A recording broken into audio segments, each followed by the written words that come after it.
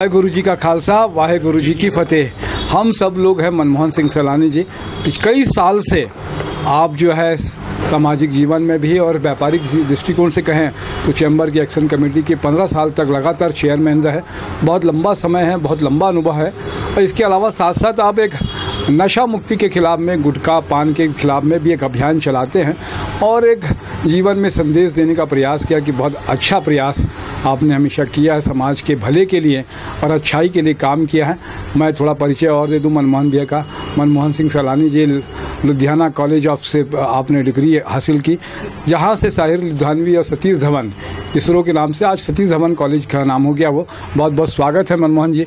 आपका ये पूरे जीवन का निचोड़ अगर देखें, इतने साल चैम्बर में, व्यापारिक उसमें और सामाजिक संगठन में एक नारा देते हैं आप नशे के खिलाफ। नशा नहीं, नाश्ता करो, ये हमने शुरू से स्लोगन दिया है।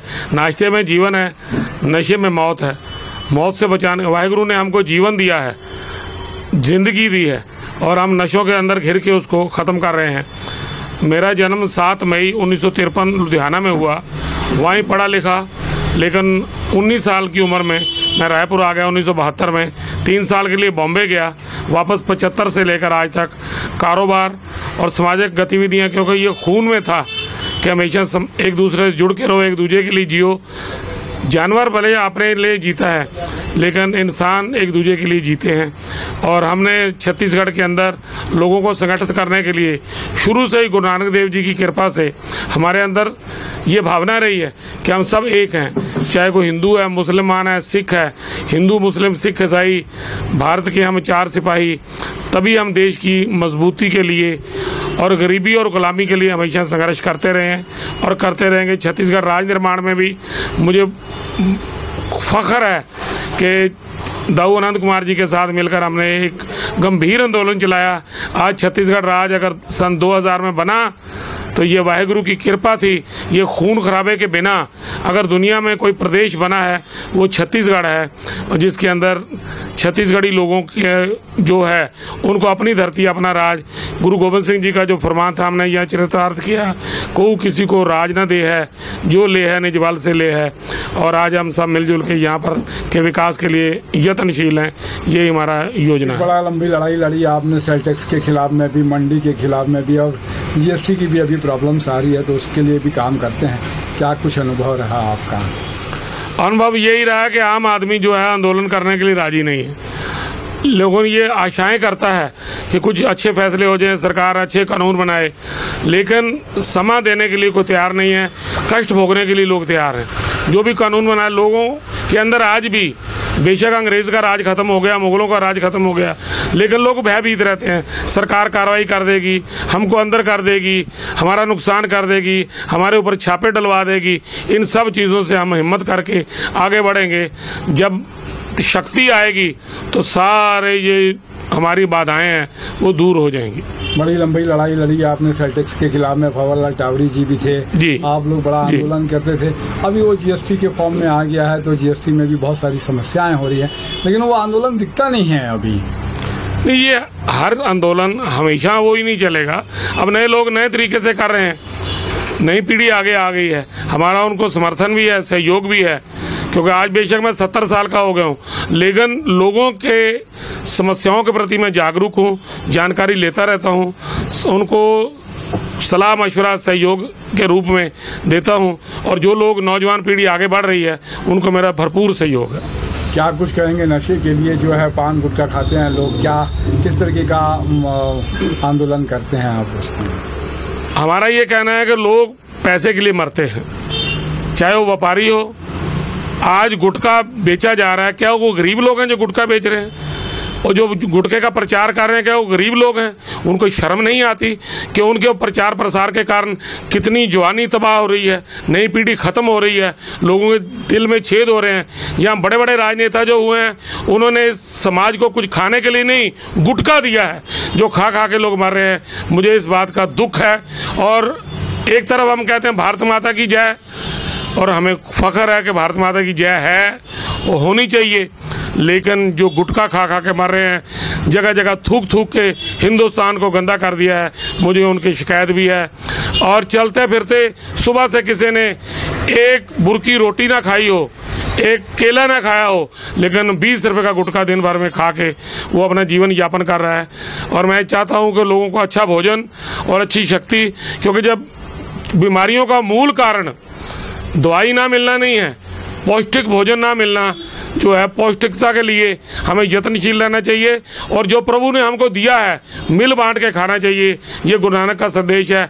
अकेले खाएंगे तो हमें पाप लगेगा, जब मिलजुल के खाएंगे तो हमारा समाज, हमारा देश शक्तिशाली होगा। हमें अपने आजू बाजू, हम सारी दुनिया की समस्याएं जान तो सकते हैं, हल नहीं कर सकते।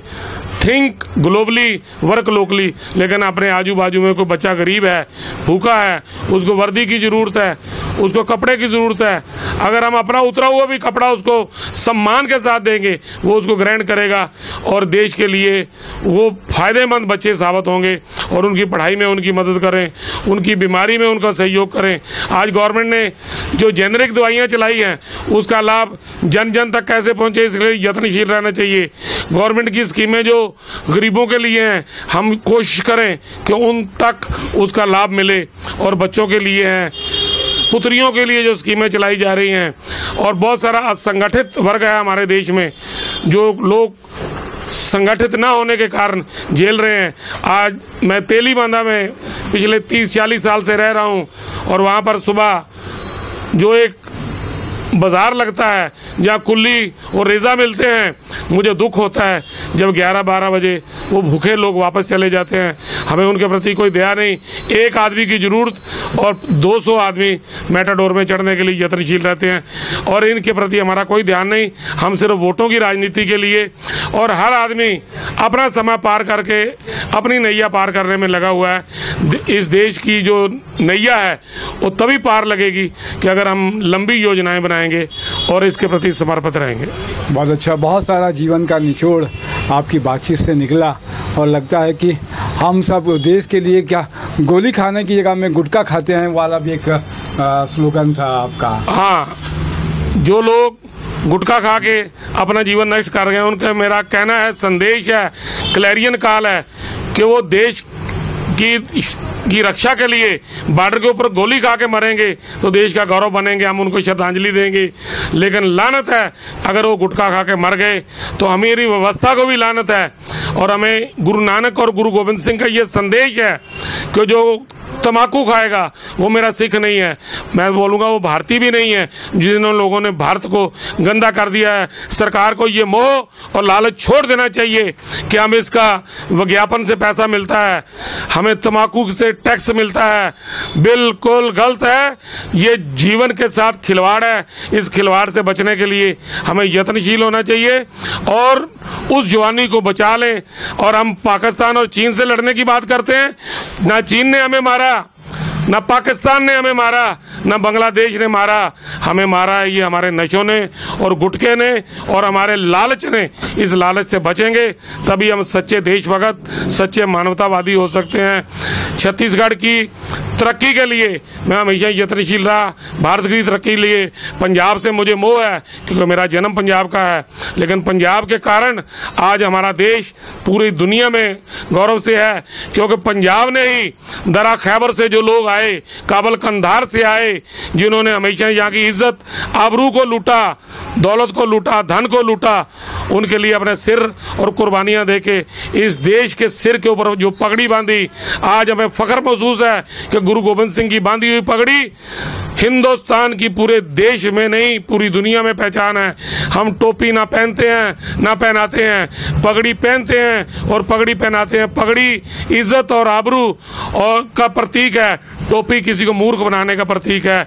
मैं किसी कौम का विरोध नहीं कर रहा, ये उनकी परंपराएं, उन्हें मुबारक, लेकिन गुरु गोविंद सिंह जी ने फाने रास्ता दसा है, उसको हम अपना के इस देश की सेवा करते रहे हैं और करते रहेंगे, अपने राज्य की सेवा करते रहेंगे। बहुत बहुत धन्यवाद। बहुत अच्छे आपने समय दिया, इसके लिए धन्यवाद। मेरे साथ में नरेंद्र ठाकुर भी है, उनका भी धन्यवाद। जय जवाहर, जय छत्तीसगढ़।